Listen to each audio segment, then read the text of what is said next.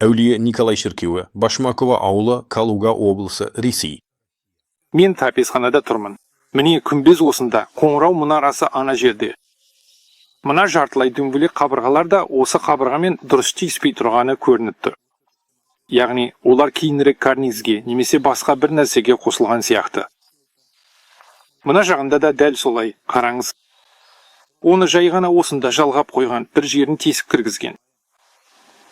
Яғни ол мүлде байланыспаған.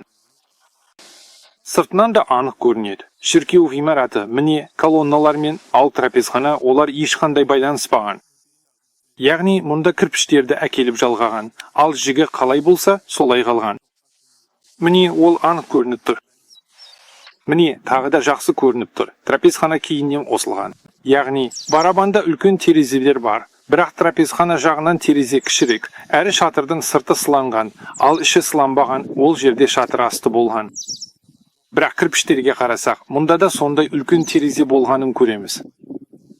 Міне оны жай ғана бітеп тастаған, міне жақсы көрініп тұр. Міне оның қалдықтары, міне ол басқалармен бір деңгейде.